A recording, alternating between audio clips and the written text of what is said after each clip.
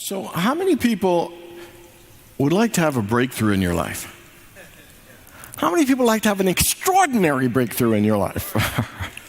So how many people ever want a breakthrough in an area in your life, but it just didn't seem to be clicking and you could never really break through to something better? Anybody ever have one of those? Okay, 2 of us, good. So the fact is everybody wants to have a breakthrough in their life. And so tonight we're going to start a 4-week series called Summer Breakthrough.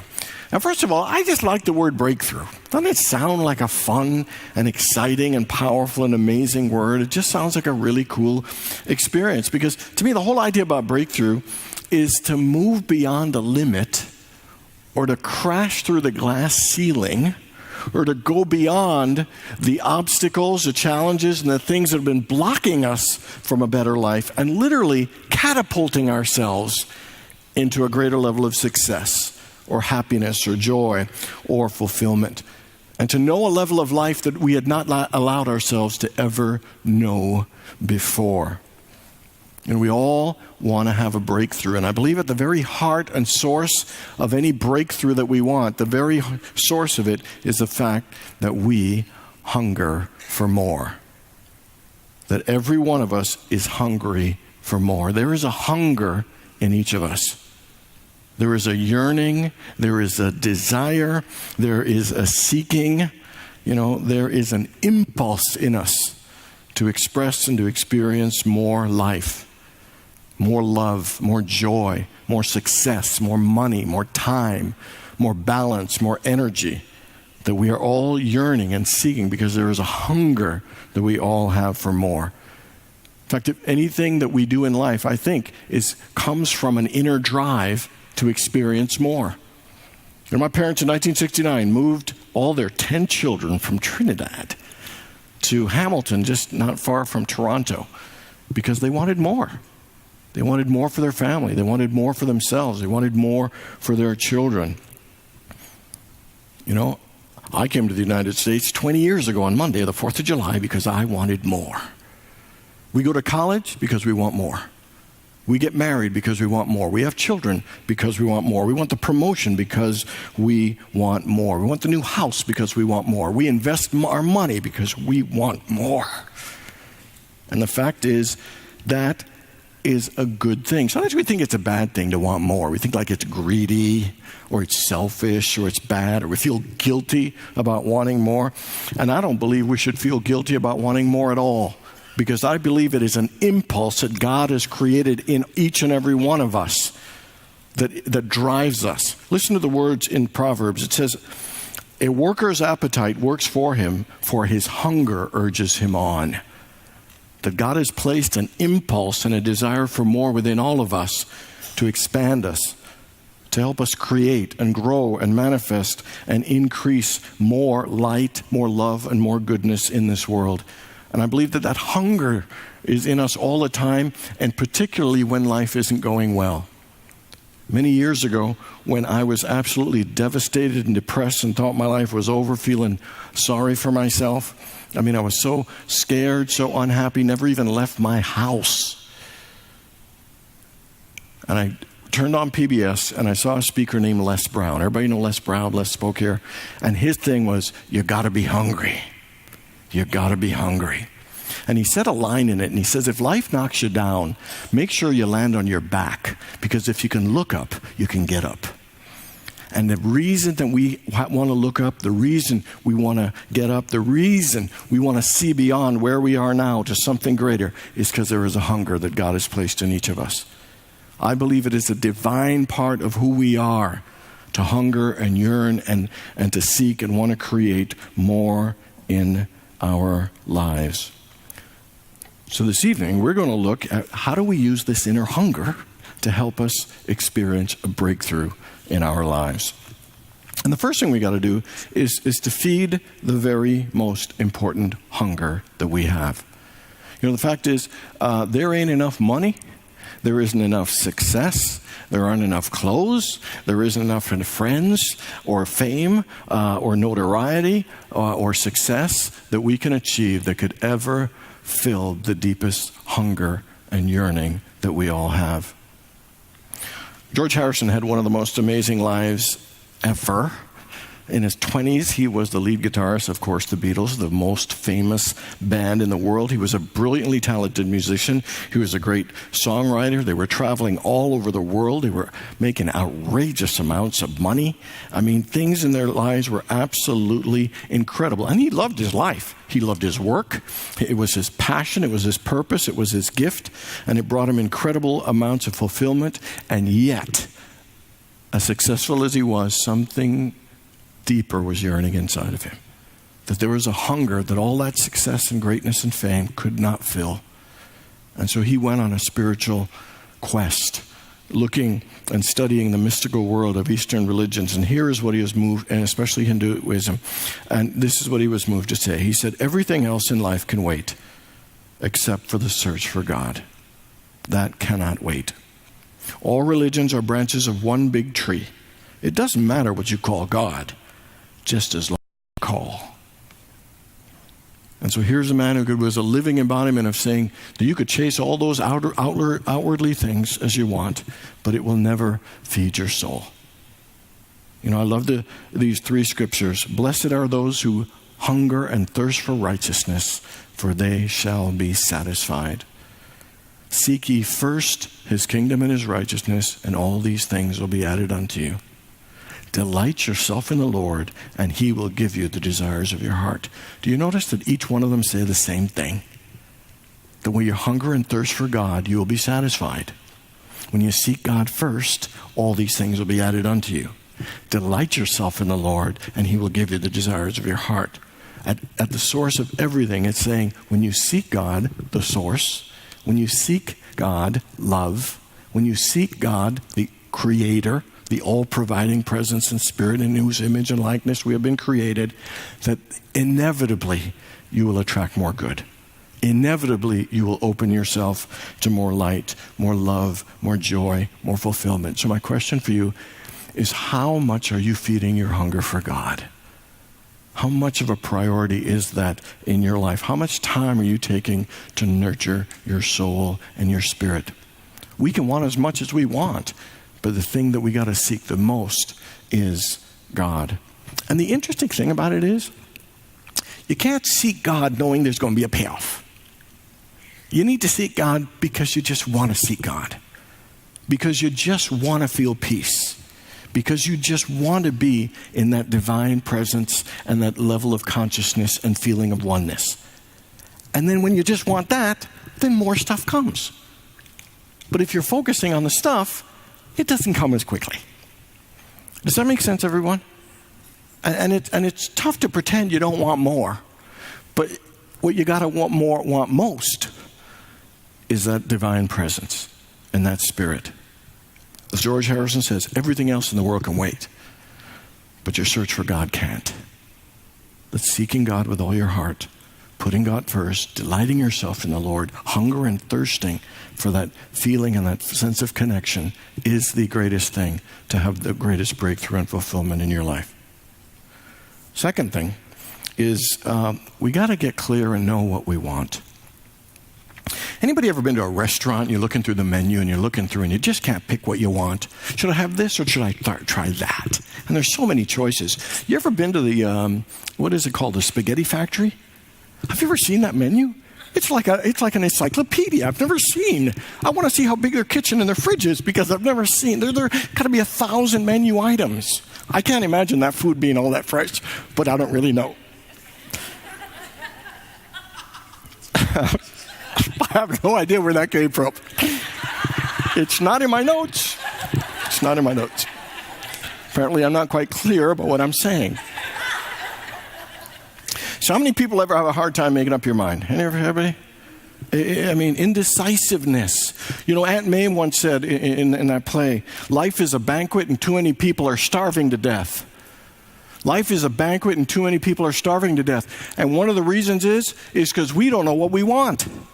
We are standing at the buffet table of life thinking, should I have this? Should I have that? What should I choose? Too many choices. Too many choices. I will tell you, one of the greatest challenges for human beings and the reason that we aren't as successful is we aren't quite clear about what it is we actually want.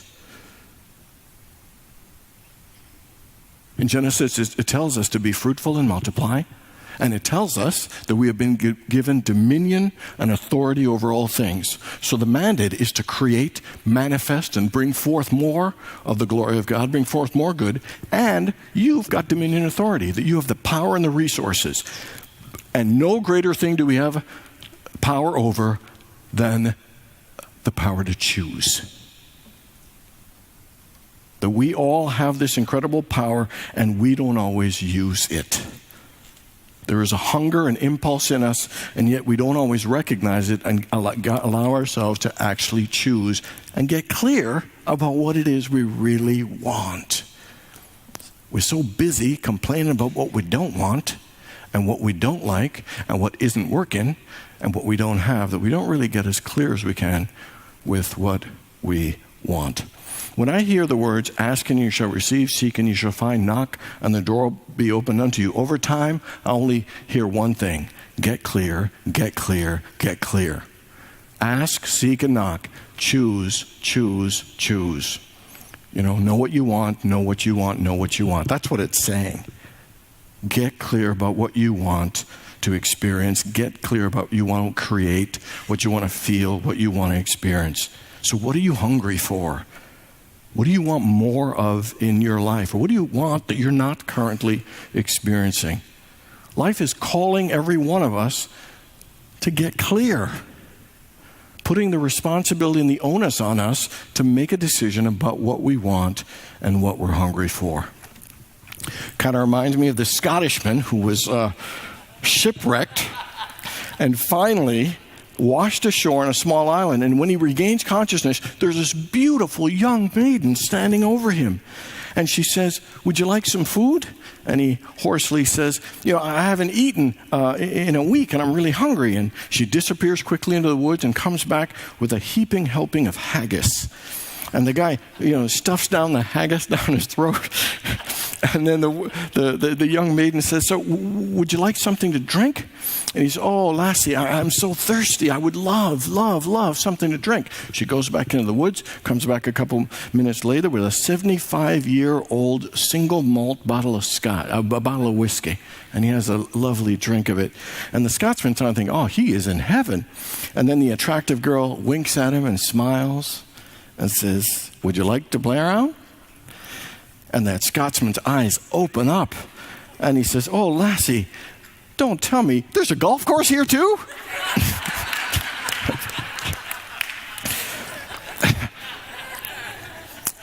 You got to be clear about what you want. So what are you hungry for? And what area of your life do you want to experience a breakthrough? Are you clear about the breakthrough that you want to experience in your life? And what would that look like for you? What would that mean to you? How would that change you? How would that change your life? So here are three things I think we need to get clear about. The fact is, Jesus said, whatever you ask in prayer, believe that you received it and it'll be yours. But I love that first part. Whatever you ask. It is absolutely unlimited what you can ask for. So Jay Leno's really into cars and stuff. When he was a teenager, he used to work as a mechanic in a repair shop, a kind of high-end one. And one day he and all the worker guys, the mechanics, were having lunch, and someone said, oh, look at that. There's a fleet of 10 cars that guy brought in. Wouldn't you love to be the personal mechanic for the guy who owns those 10 expensive cars? And Leno said, no, I'd like to be the guy who owns those 10 expensive cars. And the fact is, there's no right or wrong, but the truth is it's unlimited what you can think about. It's unlimited what you can desire.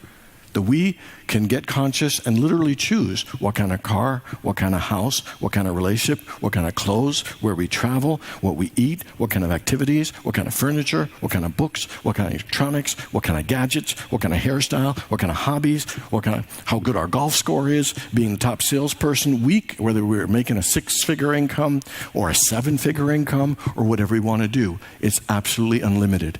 So for the general conditions and things in your life, what do you want?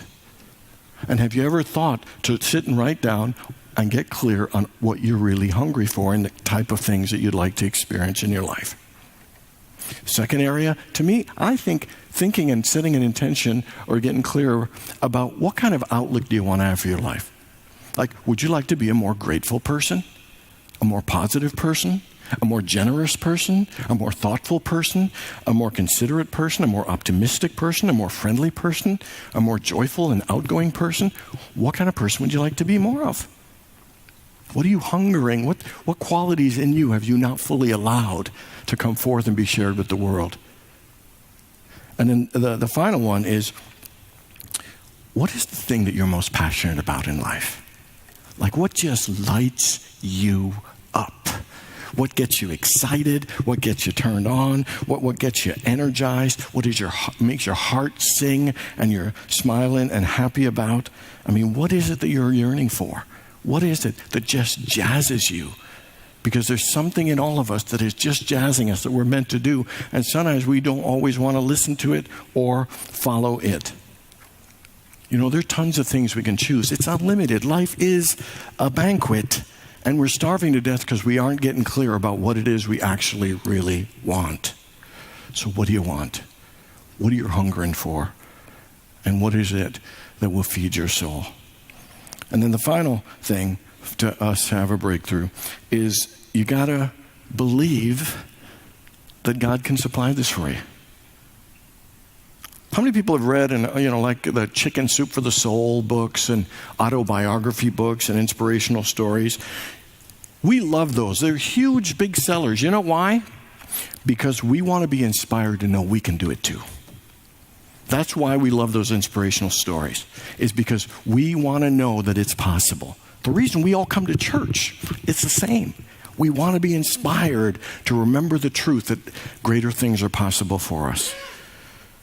You know, that we can achieve our dreams.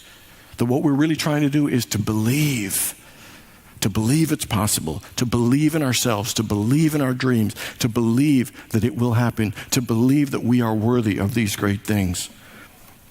Scripture says all things are possible to those who believe. Jesus said it is done according to you. It is done according to you. Is done unto you according to your belief. You know, and who was it that said, "What a man can conceive and believe, he will achieve"? And the fact is, with life, it is what we believe. It's a reflection of what we believe is possible, what we believe we deserve, what we believe, is attainable. You know, we always hear that thing about if you just have the faith the size of a mustard seed. But you know why they do that? It isn't because you only need a little speck of faith. The reason is, in the story it tells you, is because a mustard seed grows into one of the largest plants that there is. The whole point about the mustard seed is you have to have an active growing faith. You have to consciously grow. And it says a mustard seed is one of the smallest seeds there is, but grows into a large plant that can support birds and all kinds of life. Well, your faith is small, but you can grow your faith so it can support all kinds of ideas and inspiration and goals and dreams. And so the question is, what do we do to cultivate and grow our belief, to grow our faith that it is a steadfast belief? And here are a couple things. First is to remember all the good that God has done. There are so many blessings, so many breakthroughs that we have experienced in our lives. So what are the good things that have already happened to you? What are the miracles you've already experienced? What are the dreams that have already come true? You know, what are the things that turned out so much better than you ever imagined? What are the levels of love that absolutely lifted your heart and touched your soul that you have experienced already? And are you willing to remember and give thanks for all the ways that God has shown up great in your life? Sometimes we look at the thing that we don't have now and look at the huge space between it and think, oh, this is never going to happen. And yet, God has gotten us to those levels and over and over again in our lives. You know, it says, whatever you ask in prayer, believe that you've received and it will be yours. So the first thing to do to deepen our belief is to keep remembering how good God has been, how many things have worked well in our lives. And the next one, it says, whatever you ask in prayer, believe that you've received and it will be yours. Believe that you have received it and it will be yours. which is to pretend like you got it now, to believe it so much that you expect it, that you can feel how exciting it is to have it. You can feel how good it is to become it. And that is by seeing it, feeling it, and affirming it. That's why affirmations are powerful. They're to build our belief system, to build us to the point that we believe that that thing will happen, that my life is getting better and better. I am experiencing a nurturing and loving relationship. I am successful in all that I do. I am earning a 6-figure income, or whatever it is that we want to do. Begin to speak it, affirm it, claim it, feel it, believe it, and rejoice in it. How many people know the comedian Dave Chappelle? You know Dave Chappelle? I love Dave Chappelle. You know, Dave Chappelle was the first person of his family to not go to college. You usually hear the other. He's the first person to not go to college. And this was not happy news for any of his family. But Dave believed that he would be a successful comedian. He believed that it was his destiny. He absolutely believed it. And Dave Chappelle went on to have his own show and all kinds of great success because he believed it. Even though people around him didn't think it was a good move to not go to college, he did. And it helped launch him because he absolutely believed.